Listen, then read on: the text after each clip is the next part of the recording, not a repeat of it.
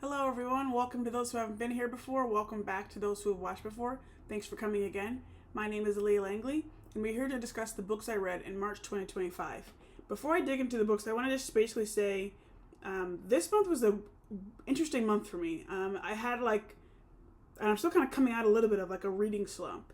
The first book I read in March 2025, I actually read it in a day, or I should say the first book I completed in March 2025. I completed it on March 21st. And it's the first book I'll introduce in a moment here.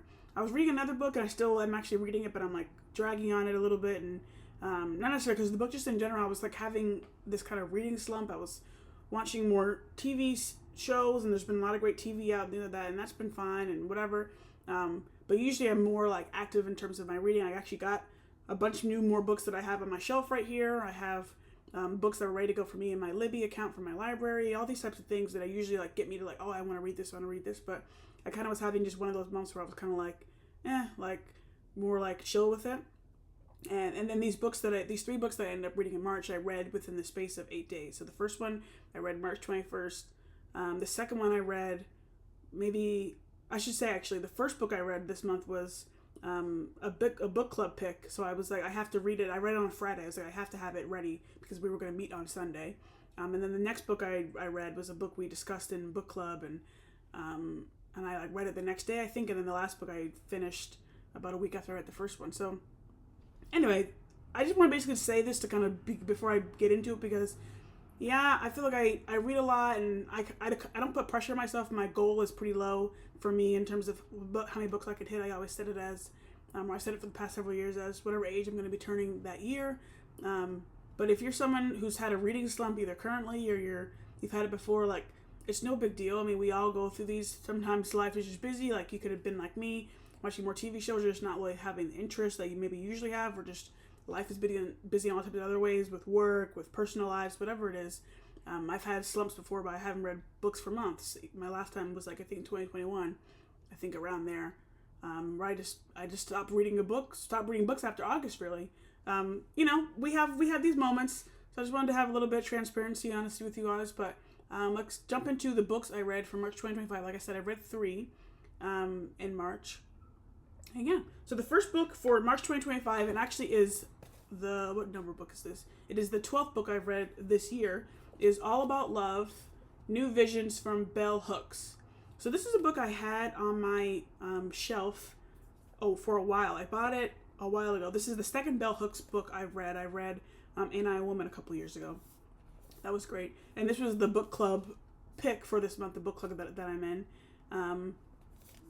So I was like, okay, great, I get to finally read it. Sat down, read it in the evening, and I enjoyed it. I think it was good. I think Bell Hooks, like I said, this is only my second book of hers that I read, but kind of the impressions that I've gotten from either Bell Hooks quotes or speeches or other little snippets I've read, she's not someone who writes to like appease the reader or to like give you a nice lovely, oh, what a nice lovely wrapped up in a bow book. She gives books that really provoke thought, and we had a great discussion on this in the book club from a lot of different people kind of giving their thoughts on some of the things she said.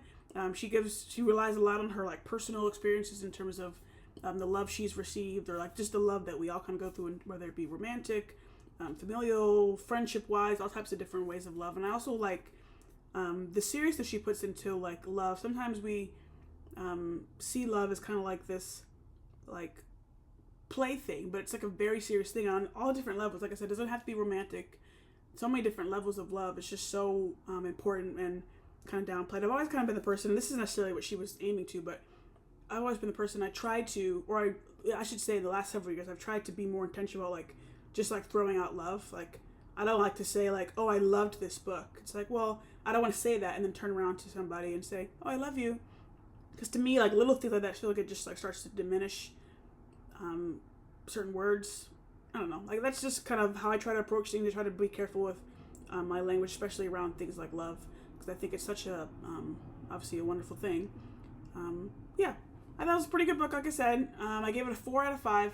Like I said, I think Bell Hooks is someone you think after reading things from her, and she gives you deeper understanding. She gives you her perspective, and it's one of those books that really provoke thought and provoke conversation, all types of good stuff. So All About Love was my first book of March 2025. All right, next up, this is actually the second book for March 2025 and the 13th for the year. This came up in the book club. We were talking about All About Love. It's called Men Are From Mars, Women Are From Venus by Gray John. And the reason, John Gray, Gray John, switched it. And the reason this book came up, I forget. Oh, Bell Hooks and All About Love had talked about how she read the book and she liked parts of it, and how like when she was thinking about some of her romantic relationships, how she would kind of like idealize like how she thought love would be, or little things about how her partner would be, things like that, whatever, when she was dating men. And my mother, who was in the book club actually as well, she talked about how her and my father in a car years ago, I guess, they listened to this book while they were driving somewhere, and they got into like the biggest argument they ever had listening to this book. And I was like, that's interesting. I didn't like dig into it more with her on the call, but I said, I want to read that book. I've obviously heard about it. I'm sure many of you have as well. I was like, I want to read the book. And actually later, my sister mentioned something to my dad. He didn't even say the title, and he said, Men Are From Mars, Women Are From Venus. Like, it made me chuckle. So I was like, let me read this book. So I picked it up just from the library and read it quickly. I think I gave it 2.5 out of 5 stars. I think I can see why it's a popular text, and especially in its heyday. I think it's pretty evident at this point that males and females are different in all different types of ways, and I think John Gray here takes like a pretty basic look at those differences. And I didn't put too much emphasis on it. I didn't like think of it like some like important, like you must follow everything he says in this book, because like it was, for me, it was kind of just like, here's some tips, take them or leave them. Like I don't think you should put too much in him in terms of like what he's saying. Of course, not everything's going to apply to everybody's. People are very different, even within the differences. People are very different within those kind of ways. So I'm mostly kind of indifferent about it, and that's kind of why I gave the kind of like down the middle of the road rating, the 2.5 out of 5. I think it's fine. Give it a read if you fancy. Like I said, I can see why it's popular. I saw some of the people like put reviews on Goodreads about like, this helped me get through a little patch with my boyfriend, my husband, and my girlfriend, whatever. Cool. I think that's great. It was kind of just like one of those kind of, I don't want to say throwaway books, but it kind of felt like that. It was kind of like, let me just read it quickly and see what this guy says, but whatever, take it or leave it, up to you. Some good things in there, sure, though. All right, my third book for March 2025 and my 14th of the year is, let me pull it out here, is Let Them by The Let Them Theory, a life-changing tool that millions of people can't stop talking about, by Mel Robbins. This book, it's been going around. This Let Them Theory has been kind of being chatted about. I was visiting my parents, and my mother had mentioned this book. Someone had mentioned it to her, so she mentioned it to myself and my sister. And I was like, okay. And then we were like walking through Costco and saw them there. And I was like, okay, let me just pick up this book and get it. And we thought we might have it for the book club in a couple months maybe. And I was like, let me read this book. I want to kind of read this book because it's being talked about now and things like that. So that was like, I've seen some people kind of like start saying, giving opinions on the Let Them Theory without actually reading the book, which I think is interesting, because I think I'm in general not a big self-help reader, but I did like some of the bits of like the Let Them Theory. I should let me kind of explain what the theory kind of is. So Let Them Theory, popularized by Mel Robbins, is a mindset tool that encourages you to stop trying to control others and instead focus on what you can control, yourself and your reactions, leading to greater peace and better understanding of relationships. Before I jump into more, I want to say I gave this book a 3.5 out of 5 on Letterboxd, on Goodreads. Like I said, I'm not a big self-help person, but the theory kind of grabbed my attention. I was seeing some people talking about it, and I was like, let me actually like read the book, because seeing little snippets of other people who haven't actually read it is not really gonna I want to see like what Mel Robbins is actually saying here. And I think it's important in terms of like, and it's useful. I can see why people are attaching or grabbing onto this, because you can't focus too much on what you can't control, because you're just going to be miserable. And so I think sometimes we need reminders of that. And what I liked more even in the book is what goes in tandem with the Let Them Theory is the Let Me Theory, which is like, let me focus on me, and let me maybe like, instead of focusing on things I can't control, do things that maybe will change my life that can maybe in turn change someone else's. There's a couple different examples Mel was giving in terms of like her own situation with her partner, her children, or whatever, and also maybe some friends, different little things. And I think in general, there's many good little snippets in here you could take in terms of just kind of giving you a reminder to kind of like let them and let yourself kind of just like let some of these things go when kind of the goal is here to become happier, become more confident and secure. And I can definitely see how little bits of this does that. Even myself, I was reading this book, and there was a part in the book where she was talking about how she was trying to launch her motivational speaking career, and she was like needed like a life change, whatever.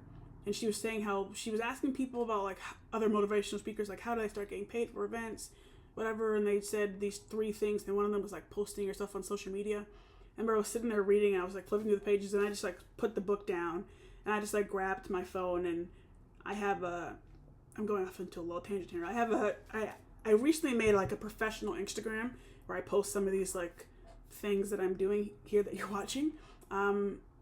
But I have it separate from my personal Instagram because I was like, I kind of want to keep my personal Instagram just like as it is. And I was like, let me do a co-post. Let me do a little co-post on my Instagram, my personal and my professional. I like did it while I was reading this this kind of moment of she was talking about how she didn't want to change her personal Instagram. She didn't want people to like be bothered by what they were thinking. And that's not necessarily my whole thing, but it was kind of just like one of those things of kind of like, like why the hell not? Like just do it. And yeah. So I was kind of like, as I was going and I was reading, and I read this over a course of about a week. Just kind of, I was kind of just seeing little things that I was trying to like allow myself to kind of like release, or kind of allowing myself to kind of just a reminder, I think I should say, in terms of like letting them and letting yourself, or kind of just like letting go of those things you can't control. It's really easy to get bogged down by a lot of things. I think there was little bits in here that I think are good to take. So I can see why the book is popular and it's going around.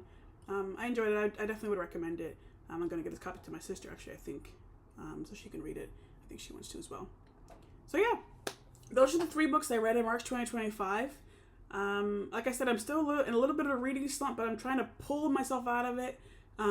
Just take a little time to like do little, even if it's just little flicks through a book. I will say Let Them was kind of the book that kind of got me out of it a little bit, because I would just like open this book up, just read a chapter or 2, and then put it away and like go back to whatever I was doing, or just I was reading this on a plane, which I don't often read on planes. Just depends now and then, especially with like a physical copy. Usually I can do it with like on my Kindle, but yeah, I just again with the whole reading slump thing, find ways to get yourself out of it. Find a book that you enjoy. Do little snippets. You don't have to read a whole book in a day. You could just read a chapter or 2.